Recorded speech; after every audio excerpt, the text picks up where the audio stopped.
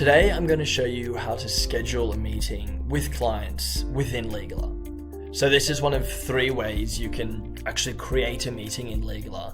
The other 2 being sending your personal meeting room link to a client for an instant meeting, and you can see that personal meeting room link here on my dashboard.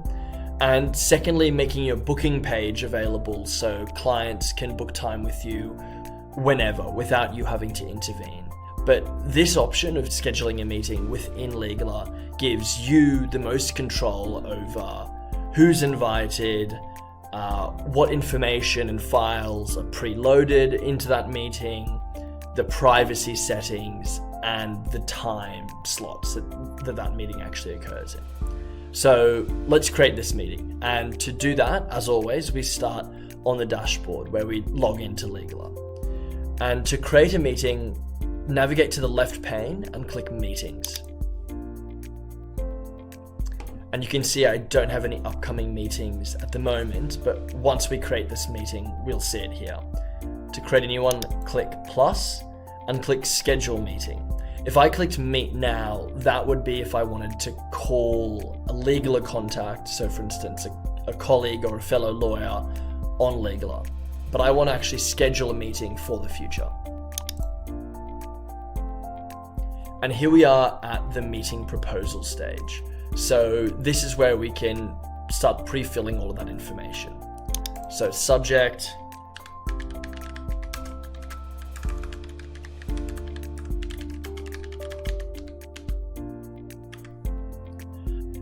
and tag the meeting with a meeting number.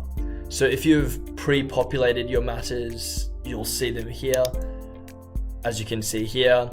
Or if you've imported them from Clio, you'll also see all of your matters here. And the benefit of importing them from Clio is that once this meeting occurs and is finished, there will be a time entry automatically created in your Clio account.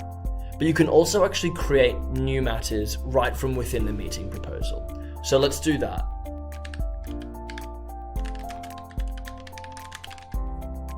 I just click Add, give it a matter ID, and I can give it a description if I want, and I'm going to tag it as a legal matter. So there we are. And for the attendees, I can add attendees that have Legaler accounts, so for instance, my colleagues, but I can also add anybody, regardless of whether they have a Legaler account, as long as I know their email address. So let's try that with someone who does have a Legaler account.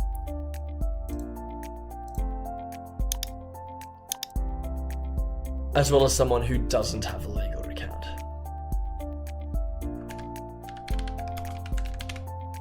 So all I need to do is add Jenny and then type in her email address.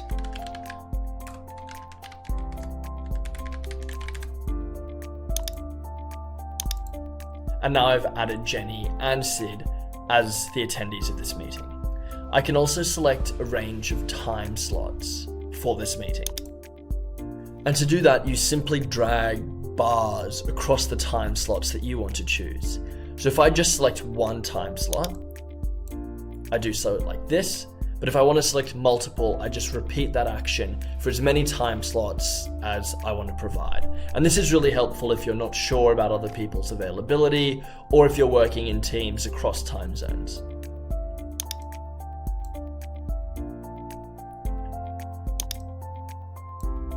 So I've now provided 3 options for time slots. Now there's an important difference between choosing just one time slot. So for instance, if you know for sure that a meeting is going to occur at a specific time, or selecting multiple, in which case you actually enable the attendees to vote on those time slots. And then after they've voted, or during that voting period, you can finalize a time for that meeting to occur. And finally, I can select the meeting type. So I want to make this a video meeting, but I can also schedule within Legaler non-Legaler meetings like in-person meetings or phone calls. But this is going to be a Legaler video meeting. I can also select the privacy of the meeting. And this is really powerful because if I set the meeting to private, anybody who is entering this meeting has to request access through a door knock from the organizer, which in this case is myself. So this prevents the major security concerns like people bombing your meetings or entering confidential or privileged conversations when they shouldn't. Alternatively, I can select public, and this means that anyone who has the link to this meeting can join. And this is useful if, say, I'm running a seminar and I want as many people to be able to see it as possible.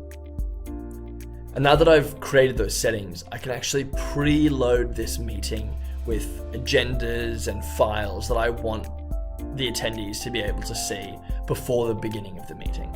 So to do that, I simply click Add Agenda and Notes. And with the agenda, I can provide instructions to the attendees. So this agenda will be visible in the invitation email that all attendees will receive, and can include things like instructions that people need to carry out before the beginning of the meeting. I can also attach any files that I need people to view before the meeting, so things like non-disclosure agreements.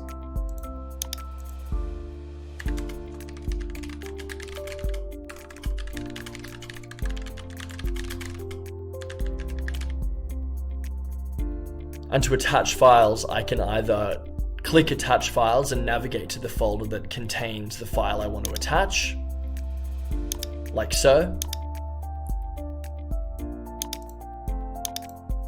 Or I can just navigate to the file and drag and drop it directly.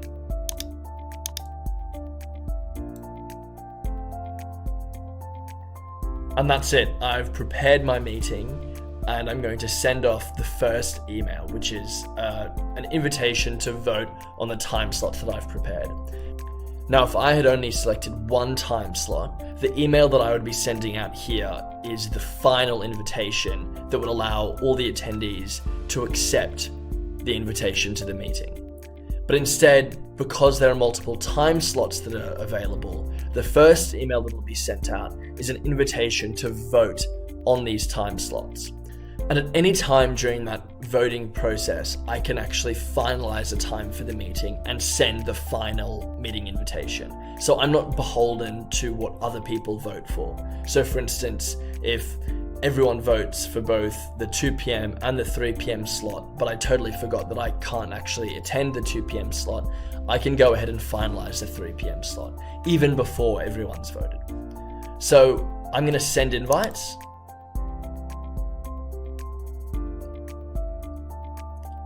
And now I'm back in the meeting panel and I can see that upcoming meeting. And on this meeting proposal page, I can send a message to all the attendees.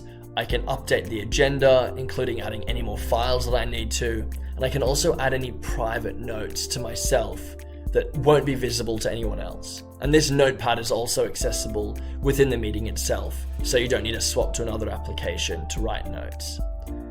But I can also see the votes from the attendees for the time slot. So here I can see that both Jenny and Sid are yet to vote. But once I do, I can select a time that I want the meeting to occur at and send the final invites.